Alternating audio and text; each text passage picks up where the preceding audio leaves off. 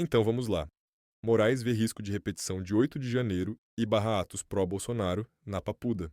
Eu confesso que, quando li essa manchete pela primeira vez, eu não pensei em lei ou técnica jurídica, muito menos em procedimentos. Eu pensei em poder, medo e pensei em controle. Porque uma coisa é o Estado agir diante de um fato concreto. Outra coisa é o Estado agir diante de um medo, diante de uma hipótese, diante de algo que ainda não aconteceu.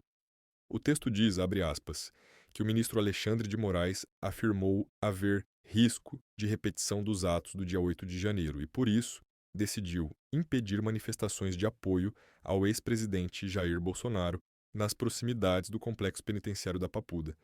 Quando eu leio isso, eu sinto que o dia 8 de janeiro deixou de ser apenas um episódio do passado.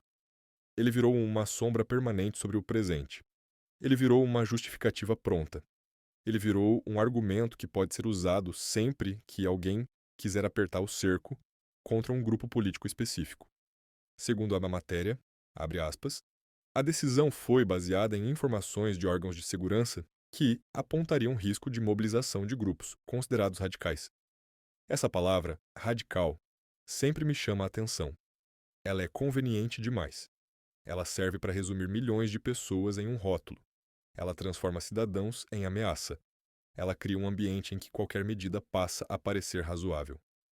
Eu não sou ingênuo, pois sei que o Brasil vive tensão política, que existe polarização. Eu sei que também existem excessos de todos os lados. Mas o que me inquieta aqui é o método. O Estado não está reagindo a um ato real. Ele está reagindo a uma possibilidade. Ele não está lidando com algo que aconteceu, mas com algo que pode acontecer. E quando o poder começa a restringir direitos com base em possibilidades, a democracia começa a ficar frágil. O texto diz, abre aspas, que a decisão foi comunicada às autoridades responsáveis pela segurança e inclui a proibição de atos de apoio ao ex-presidente nas proximidades do presídio. Eu imagino o significado disso na prática. Pessoas que querem se manifestar politicamente são tratadas como problema antes mesmo de abrirem a boca. O apoio a um líder político passa a ser visto como risco, não como opinião. E aqui está o ponto que muita gente finge não enxergar.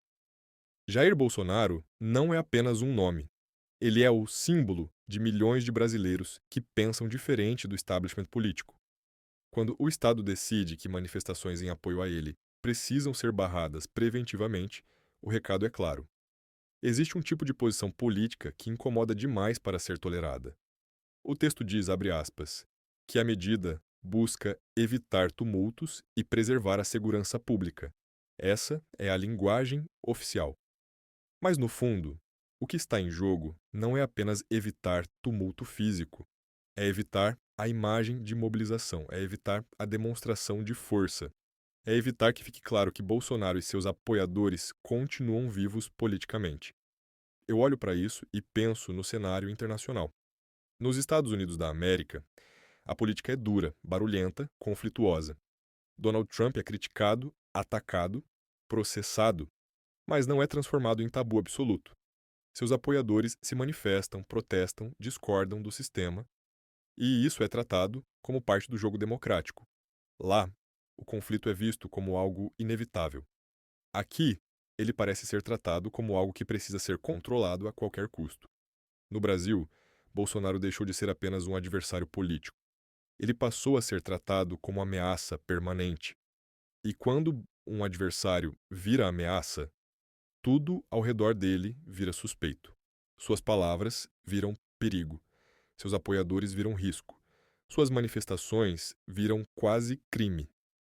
O texto diz, abre aspas, que a decisão ocorre em meio a investigações relacionadas aos eventos do dia 8 de janeiro.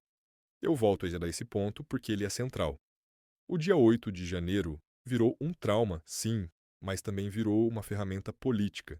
Ele é constantemente usado para justificar novas restrições, novos limites, novas intervenções no debate público. Eu não estou aqui para santificar Bolsonaro. Ele errou, ele exagerou, ele tomou decisões ruins, mas eu também não consigo ignorar o fato de que milhões de pessoas se identificam com ele. Silenciar essas pessoas não resolve nada. Pelo contrário, aumenta na desconfiança, aumenta o ressentimento, aumenta a sensação de que o sistema não aceita quem pensa diferente. O texto diz, abre aspas, que a decisão foi fundamentada em relatórios de inteligência. E aqui existe outro problema.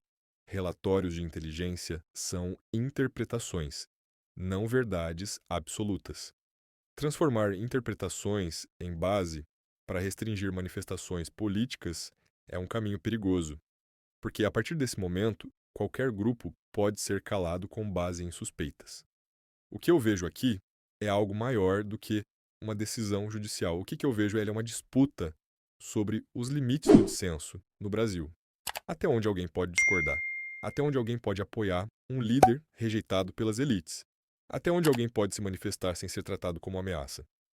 E eu deixo registrado que se hoje você acha normal esse tipo de decisão porque ela atinge alguém de quem você não gosta, pense no precedente que está sendo criado, porque amanhã o alvo pode ser outro.